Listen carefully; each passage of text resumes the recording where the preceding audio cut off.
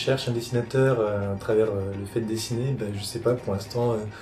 moi j'en suis pas encore au fait de prendre du plaisir à dessiner, puisque je suis encore un peu une tâche, donc j'essaie d'apprendre encore, et puis pour l'instant c'est pas vraiment un plaisir de dessiner, donc heureusement que j'essaie de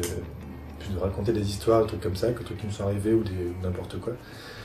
Mais sinon, ouais, je pense qu'il y a pas mal de dessinateurs, pour eux le but principal c'est de s'amuser, et puis ils adorent dessiner, ils font ça depuis qu'ils sont tout petits, et puis il y a peut-être qu'ils galèrent un peu plus à trouver des scénarios, et puis du coup c'est moins évident, quoi, mais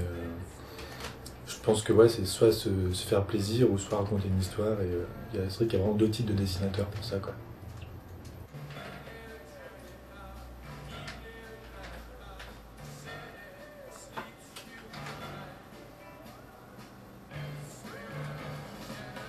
Alors combien de temps je mets pour faire une planche? Ça dépend en fait, c'est assez variable, et là je dirais qu'en ce moment je mets à peu près 1 heure pour faire une planche, avec donc le crayonné, puis l'ancrage, et puis après la couleur à l'ordinateur.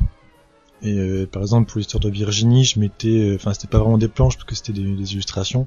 mais ça allait super vite, je pouvais faire 3 pages dans la journée, un truc comme ça. Alors que là, pour l'histoire que je fais en ce moment, là peut-être, je mets ouais, 1 heure pour faire une page, et j'en fais rarement plus de 2 dans la journée, parce que ça me gave un peu. Et sinon, en fait, j'ai appris, parce que je connaissais déjà un peu Photoshop, enfin pas mal, parce que j'ai eu des cours et tout là-dessus. Et comme je bosse souvent avec des dessinateurs ou qui sont des potes, et puis je vais les voir, tout ça, et puis donc je vois un peu comment ils font pour travailler, pour ancrer, tout ça, pour mettre leurs couleurs. Et finalement, je me suis inspiré un peu d'eux, j'ai vu comment ils faisaient, et puis j'ai pris ce qui m'intéressait comme technique de colorisation, comme on dit.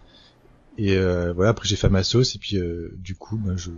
c'est assez classique en même temps qu'il n'y a pas vraiment de formule miracle, chacun fait comme il le sent, et puis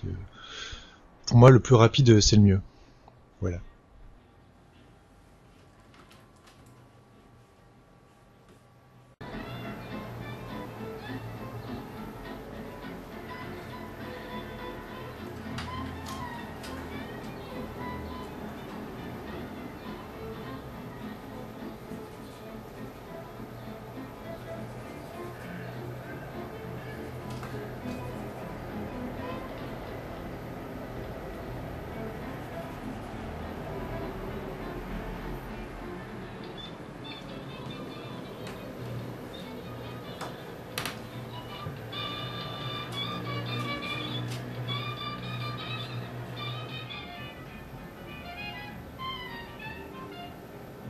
Ce qui est bien dans la BD, c'est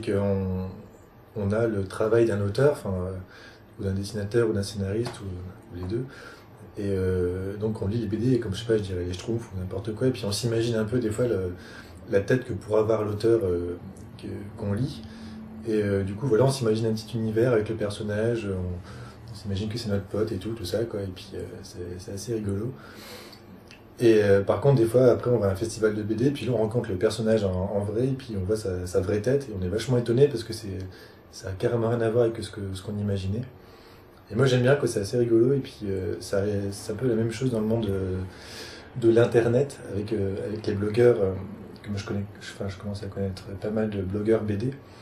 Et donc, on suit leur blog quasiment tous les jours, et puis pareil, on s'imagine un peu le personnage qui est derrière tout ça. Qui dessine, enfin, la vie qu'il peut mener, tout ça, quoi. Et puis après, un jour, finalement, on rencontre la personne en vrai, et puis ça nous fait marrer parce qu'il finalement il a une sale tête et il est pas du tout comme on imaginait, ou alors c'est le contraire, et c'est assez rigolo.